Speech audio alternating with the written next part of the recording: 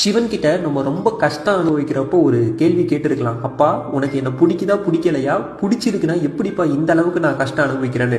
இதோட ஆழமான உண்மையை நம்ம எப்படி புரிஞ்சுக்கணும் அப்படின்னா, சிவனுக்கு அவருடைய பக்தர்களை அவ்வளோ பிடிக்கும். உதாரணத்துக்கு நால்வர்களும் நாயன்மார்களும் எடுத்துக்கிட்டோம் அப்படின்னா இதுல எத்தனை பேரை சிவபெருமான் சோதிச்சிருப்பாரு.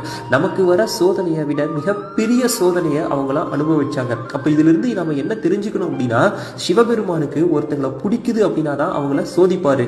இந்த சோதனை தான் இறுதியா சிவனோட திருவடியை அடையறதுக்கான வழி அப்படிங்கிறது அவருக்கு தெரியும். அதனால தான் நமக்கு சோதனை கொடுக்கிறாரு.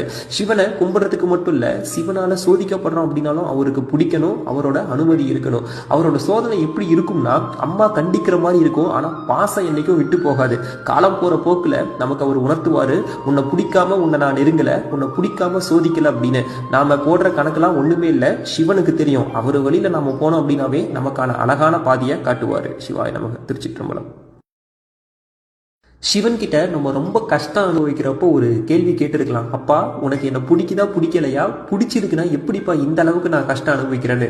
இதோட ஆழமான உண்மையை நம்ம எப்படி புரிஞ்சுக்கணும் அப்படின்னா, சிவனுக்கு அவருடைய பக்தர்களை அவ்வளோ பிடிக்கும். உதாரணத்துக்கு நால்வர்களும் நாயன்மார்களும் எடுத்துக்கிட்டோம் அப்படின்னா இதுல எத்தனை பேரை சிவபெருமான் சோதிச்சிருப்பாரு. நமக்கு வர சோதனையை விட மிகப்பெரிய சோதனையை அவங்களாம் அனுபவிச்சாங்க. அப்ப இதுல இருந்து நம்ம என்ன தெரிஞ்சுக்கணும் அப்படின்னா, சிவபெருமானுக்கு ஒருத்தங்களை பிடிக்குது அப்படின்னா தான் அவங்கள சோதிப்பாரு. இந்த சோதனை தான் இறுதியா சிவனோட திருவடியை அடையறதுக்கான வழி அப்படிங்கிறது அவருக்கு தெரியும். அதனால தான் நமக்கு சோதனை கொடுக்கிறாரு. சிவனை கும்பிடுறதுக்கு மட்டும் இல்ல, சிவனால சோதிக்கப்படுறோம் அப்படின்னாலும் அவருக்கு பிடிக்கணும், அவரோட அனுமதி இருக்கணும். அவரோட சோதனை எப்படி இருக்கும்னா, அம்மா கண்டிக்கிற மாதிரி இருக்கும், ஆனா பாசம் என்னைக்கும் விட்டு போகாது.